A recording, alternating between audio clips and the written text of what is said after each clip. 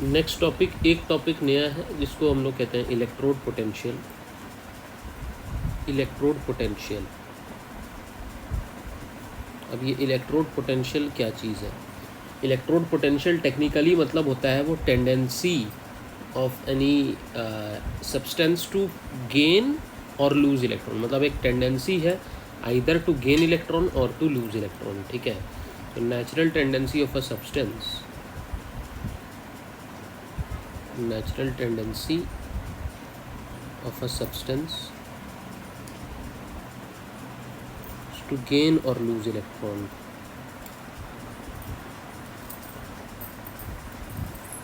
इसको बोलते हैं इलेक्ट्रोड पोटेंशियल। ठीक है, इसको मेजर कैसे करते हैं? इन वोल्ट्स, वोल्ट्स में मेजर करते हैं। ठीक है, अब ये इलेक्ट्रोड पोटेंशियल कितने टाइप के होते हैं? 2 types of electrode potential. 2 types of electrode potential. कौन से 2 टाइप के हो जाएंगे? एक हो जाएगा तुम्हारा ऑक्सीडेशन पोटेंशियल का, फॉर ऑक्सीडेशन,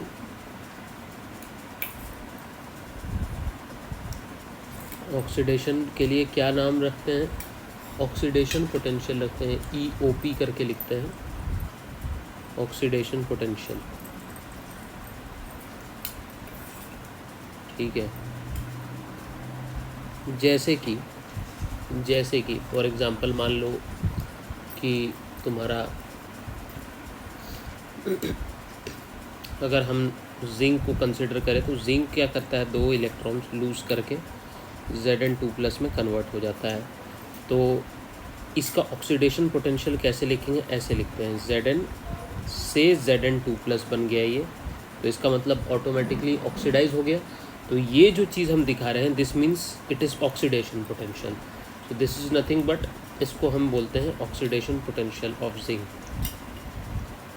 ठीक है, तो पहला तो तुम्हारा ऑक्सीडेशन के लिए हो गया ऑक्सीडेशन पोटेंशियल, दूसरा हो गया रिडक्शन के लिए reduction potential.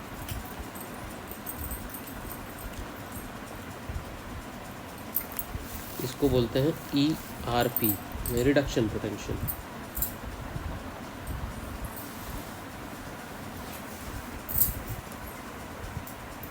For example consider करो कि एक सिस्टम में कॉपर की टेंडेंसी है कि कॉपर 2+ की टेंडेंसी है कि वो 2 इलेक्ट्रॉन एक्सेप्ट करके रिड्यूस हो जाएगा।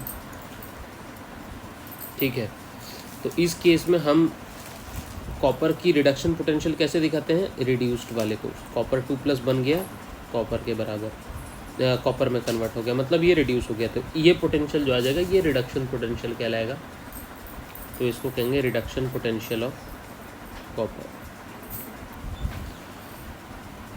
तो ऑक्सीडेशन पोटेंशियल और रिडक्शन पोटेंशियल में हम लोगों को कंसेप्ट क्लियर है अभी। ठीक है, अभी फिर दूसरा क्या करेंगे हम लोग? देखते हैं स्टैंडर्ड इलेक्ट्रिक, ऐसे जो हम इलेक्ट्रोड पोटेंशियल जो देख रहे थे वो किसी भी टेम्परेचर प्रेशर कंडीशंस में सूटेबल था, बट अब हम जो देखेंगे हम स्टैंडर्ड पोटेंशियल की बात करेंगे, स्टैंडर्ड इलेक्ट्रोड पोटेंशियल। स्टैंडर्ड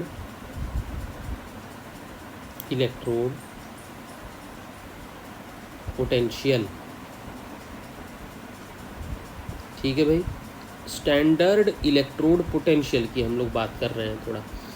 ठीक है, अभी क्या है ये स्टैंडर्ड कंडीशन में, it is the electrode potential which is measured in standard condition. It is the electrode potential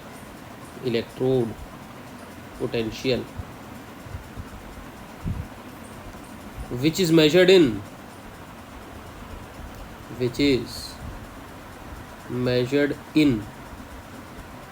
standard conditions।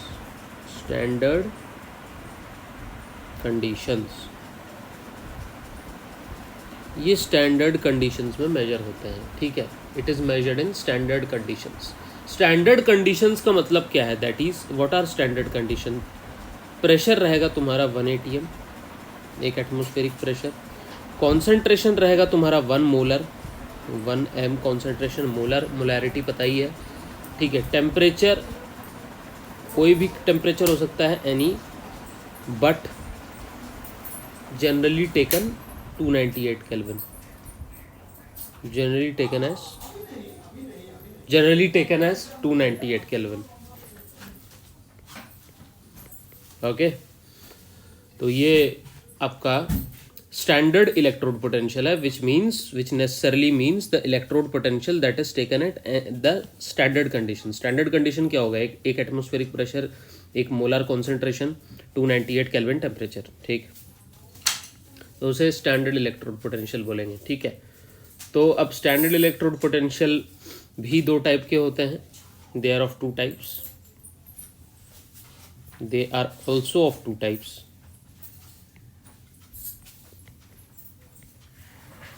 पहला टाइप का हो जाएगा तुम्हारा स्टैंडर्ड ऑक्सीडेशन पोटेंशियल, दूसरा हो जाएगा स्टैंडर्ड रिडक्शन पोटेंशियल. इसको बोलेंगे स्टैंडर्ड ऑक्सीडेशन पोटेंशियल, इसको बोलेंगे standard reduction potential.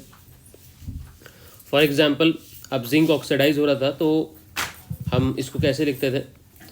Zinc oxidise हो रहा है, Zn से Zn2+ बना रहा है, तो standard oxidation potential of zinc लिख रहे थे. और अभी आप बोले कि भाई ये भी तो वही था, ये भी तो इलेक्ट्रोड पोटेंशियल ऑफ जिंक था, ये ऑक्सीडेशन पोटेंशियल ऑफ जिंक था, तो इसमें और स्टैंडर्ड में डिफरेंस कैसे होगा? तो एक स्टैंडर्ड के लिए ऊपर में O लिख देते हैं, जीरो या O करके जो भी है, 0 लिख देते हैं. ये दिखाता है कि ये स्टैंडर्ड पोटेंशियल है. This demarcates the normal electrode potential oxidation potential of zinc from the standard potential electrode potential और standard oxidation potential. ठीक है, उसी तरीके से जैसे रिडक्शन पोटेंशियल होता था कॉपर का, तो कॉपर 2+ रिड्यूस हो जा रहा था कॉपर में, तो वो तो नॉर्मल रिडक्शन पोटेंशियल था. लेकिन स्टैंडर्ड लिखना है तो ये ऐसा आ जाएगा, ऊपर में O लगा देंगे या 0 लगा देंगे. तो this is standard oxidation potential of zinc.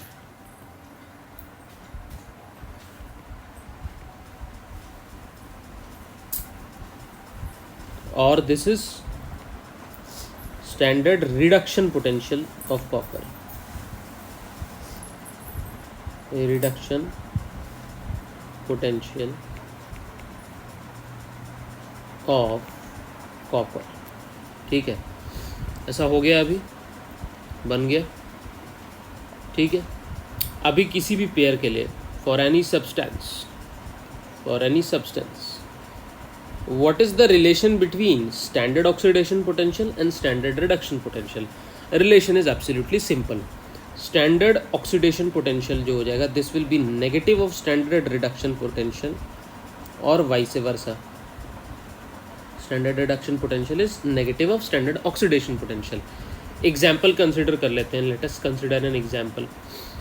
मान लो कि स्टैंडर्ड ऑक्सीडेशन पोटेंशियल जिंक का, ऑक्सीडेशन पोटेंशियल मतलब ऑक्सीडाइज हो रहा है, Zn से Zn2+ बन रहा है और स्टैंडर्ड है, तो ऊपर में O 0 लगा दिया, तो ये मान लो 0.76 था. इफ़ ऐसा 0.76 है standard oxidation potential, then automatically इसका स्टैंडर्ड रिडक्शन पोटेंशियल कितना आ जाएगा? उसका नेगेटिव आ जाएगा. देन ऑटोमेटिकली जिंक का स्टैंडर्ड रिडक्शन पोटेंशियल, मतलब जहाँ पर ये रिड्यूस हो रहा है Zn2+ से Zn बन रहा है, ये स्टैंडर्ड रिडक्शन पोटेंशियल है. ठीक है, और ये क्या था? Standard oxidation potential. तो स्टैंडर्ड रिडक्शन पोटेंशियल ठीक उसका नेगेटिव हो जाएगा, ये -0.76 हो जाएगा. ठीक है, क्लियर है? ठीक है ना?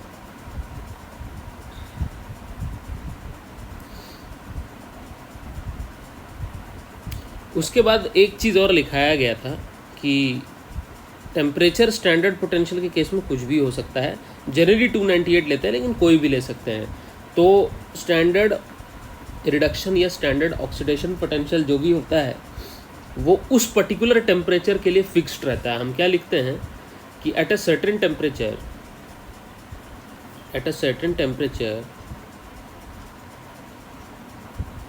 each substance has fixed value. Each substance has fixed value of standard oxidation potential or standard reduction potential or standard reduction potential. ठीक है, which depends on its temperature only. जो कि सिर्फ टेम्परेचर के हिसाब से ही चेंज होगा। जैसे एक सर्टेन टेम्परेचर पे, एक फिक्स टेम्परेचर पे स्टैंडर्ड ऑक्सीडेशन पोटेंशियल या स्टैंडर्ड रिडक्शन पोटेंशियल फिक्स है। हाउएवर टेम्परेचर चेंज करेंगे तो वो चेंज हो जाएगा, because that depends upon temperature, which depends upon temperature only.